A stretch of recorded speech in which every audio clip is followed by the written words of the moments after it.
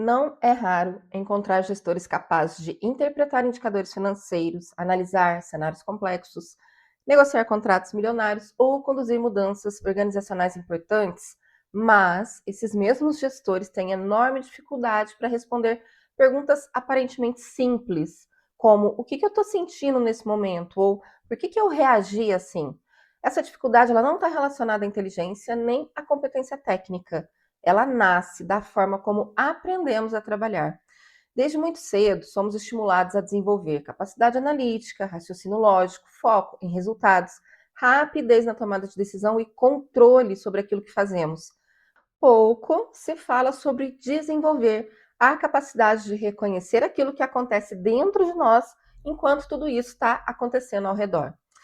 No ambiente corporativo, essa lacuna costuma passar despercebida durante muito tempo. Afinal, um profissional ele pode crescer na carreira, sendo extremamente competente do ponto de vista técnico e mesmo sem desenvolver grande consciência sobre a própria vida emocional. O problema, ele aparece quando uma pessoa assume uma posição de liderança. A partir desse momento, ela deixa de influenciar apenas o próprio trabalho. Ela passa a influenciar o clima de uma equipe, a qualidade das relações, a maneira como conflitos são conduzidos, o espaço que existe para a inovação, a segurança que as pessoas sentem para discordar e até a forma como os erros serão vividos dentro da organização. É justamente por isso que Daniel Goleman coloca o autoconhecimento como o primeiro pilar da inteligência emocional. Não porque seja a competência mais importante entre as 5, mas porque todas as outras dependem dessa. E não existe autorregulação sem percepção do que está sendo regulado. Não existe empatia consistente quando a própria experiência emocional permanece desconhecida. Não existem habilidades sociais maduras quando nossas reações continuam sendo conduzidas por estados internos que nunca chegamos a reconhecer. Antes de qualquer técnica de liderança, existe uma relação que todo líder estabelece consigo mesmo. É essa relação que determina a qualidade das relações que ele conseguirá construir com os outros. Quando falamos em autoconhecimento, tem aquela tendência, de imaginar algo próximo da introspecção, refletir sobre a própria personalidade, conhecer os pontos fortes e fracos, identificando as minhas limitações, compreendendo os meus valores. Claro que isso faz parte. Mas para quem lidera pessoas, o autoconhecimento ele precisa alcançar um nível mais profundo. Envolve desenvolver e perceber nosso estado emocional e como ele altera a maneira que interpretamos os acontecimentos e, consequentemente, as decisões que tomamos. Pensa aí numa situação bastante comum. Um diretor, ele chega na empresa depois de uma manhã extremamente difícil. Antes mesmo das 9 da manhã, ele já precisou lidar com um cliente insatisfeito, uma meta que não será alcançada naquele trimestre e uma cobrança da alta direção. Logo em seguida, ele entra numa reunião semanal com a sua equipe. Durante a reunião, um coordenador apresenta uma ideia diferente daquela que havia sido planejada. Outro colaborador faz uma pergunta que normalmente até seria considerada pertinente, mas naquele cenário ali ficou complicado. E um terceiro demonstra insegurança em relação ao novo projeto. Nada disso é incomum. Ainda assim, naquele dia, o líder responde de forma mais seca, interrompe as pessoas com mais frequência, demonstra pouca disponibilidade para ouvir os argumentos e encerra a reunião antes do previsto. Quando esse líder sai da sala, ele acredita que foi apenas objetivo. A equipe, entretanto, viveu uma experiência completamente diferente. Muitos saíram da reunião com a sensação de que o líder estava irritado, inacessível e impaciente. Alguns decidiram adiar dúvidas para outro momento, outros deixaram de apresentar sugestões. Há quem interpretou aquela postura como um sinal de que aquele não era um bom dia para discordar. O mais interessante é que ninguém ali está mentindo. O líder realmente acreditou que foi apenas objetivo. A equipe realmente experimentou um ambiente emocionalmente mais tenso. E o que aconteceu então entre uma percepção e outra? A resposta está justamente naquilo que chamamos de autoconhecimento. As emoções não modificam apenas aquilo que sentimos, elas modificam a forma como percebemos a realidade, alteram nossa atenção, influenciam nossa interpretação dos fatos e mudam a maneira como atribuímos significado aos comportamentos das outras pessoas. E quando isso acontece sem que a gente tenha consciência, a gente passa a acreditar que a gente está reagindo aos fatos, quando na realidade a gente está reagindo à forma como esses fatos foram emocionalmente percebidos por nós. Esse aspecto é amplamente estudado pela psicologia cognitiva e pela neurociência das emoções. O nosso cérebro, ele não analisa primeiro para depois sentir. Na verdade, em muitos contextos acontece exatamente o contrário. A emoção, ela participa da interpretação antes mesmo que a análise consciente esteja completamente formada. É por isso que duas pessoas podem viver exatamente a mesma situação e ter compreensões completamente diferentes sobre ela. No contexto da liderança, essa constatação tem implicações importantes. Um feedback pode ser percebido como uma colaboração ou como uma ameaça. Uma pergunta ela pode ser interpretada como interesse genuíno ou como desafio à autoridade. Uma divergência pode representar uma oportunidade de ampliar a qualidade da decisão ou ser vivida como uma demonstração de desrespeito. O fato concreto é o mesmo, o significado emocional atribuído é que muda. Existe uma pesquisa que eu considero especialmente interessante para compreender por que isso se torna tão relevante dentro das organizações. Durante vários anos, o Google conduziu um estudo conhecido como Projeto Aristóteles. O objetivo era descobrir por que algumas equipes alcançavam resultados extraordinários, enquanto outras, compostas por profissionais igualmente competentes, apresentavam um desempenho muito inferior.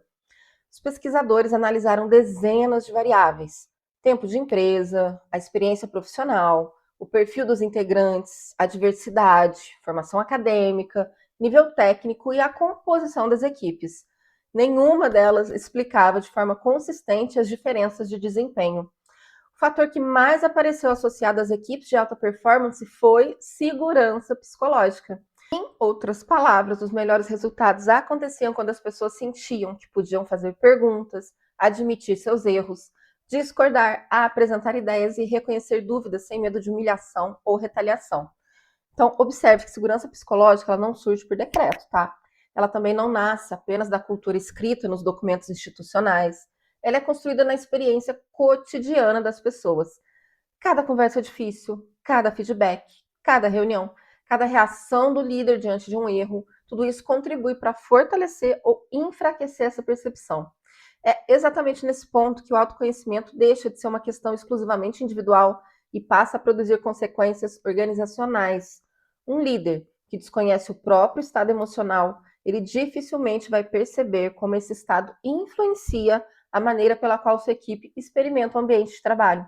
E talvez exista aí um obstáculo ainda maior, porque à medida que uma pessoa cresce na carreira, costuma sim diminuir a quantidade de feedback espontâneo que ela recebe.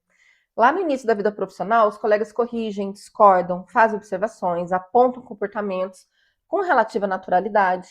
Só que conforme a autoridade aumenta, isso muda. Muitas pessoas passam a selecionar aquilo que dizem para o líder. Algumas por respeito, outras por receio de gerar desconforto, outras simplesmente porque acreditam que não lhes cabe fazer esse tipo de observação.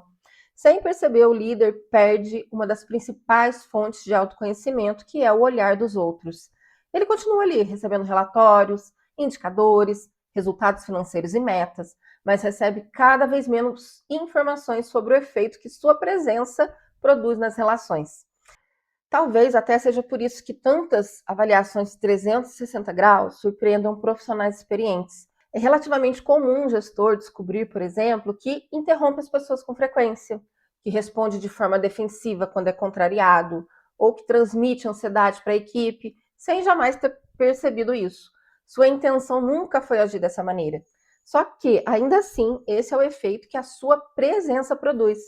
As pessoas convivem muito mais com o impacto da liderança do que com as intenções que a liderança tem quando a exerce.